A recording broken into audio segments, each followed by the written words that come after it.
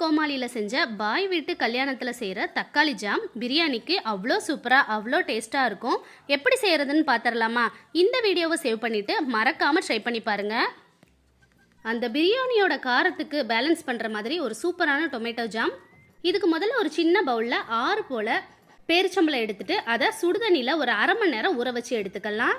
இப்போ ஒரு கடாயில் கொஞ்சமாக தண்ணி சேர்த்துட்டு நல்லா கொதி வந்ததும் 4 தக்காளி பழத்தை இதோட சேர்த்துட்டு நல்லா வேக வச்சு எடுத்துகிட்டு வந்துக்கலாம். தக்காளியோட தோல்லாம் நல்லா உரியிற அளவுக்கு நல்லா வேக வச்சு எடுத்துட்டு இதை அப்படியே ஆற வச்சுட்டு தோலெல்லாம் நல்லா ரிமூவ் பண்ணி எடுத்து வச்சுக்கலாம்.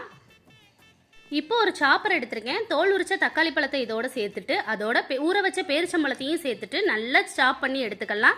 நீங்கள் மிக்சி ஜாரில் சேர்க்குற மாதிரி இருந்தால் பல்ஸ் பண்ணி எடுத்துக்கோங்க.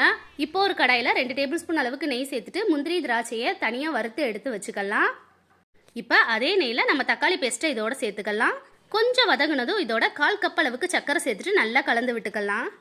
தண்ணியெல்லாம் நல்லா வத்துற அளவுக்கு இதை அடுப்பை மீடியம் ஃப்ளேமில் வச்சுட்டு நல்லா வேக வச்சு எடுத்துக்கலாம். அவ்வளோதான், ரொம்ப சிம்பிளாக ஈஸியாக ரெடி ஆயிரும். ஆனால் டேஸ்ட் அவ்வளோ சூப்பராக இருக்கும். கடைசியாக வறுத்து வச்சுருந்த முந்திரி பருப்பை இதோட சேர்த்துட்டு கிளறி எடுத்தால் ஒரு சூப்பரான தக்காளி ஜாம் நம்மளுக்கு ரெடி ஆயிரும். நீங்கள் இதை கண்டிப்பாக ட்ரை பண்ணி பாருங்கள். மறக்காமல் இந்த வீடியோக்கு ஒரு லைக் பண்ணிவிட்டு என்னோட சேனலை மறக்காமல் சப்ஸ்கிரைப் பண்ணிக்கோங்க. பாய்.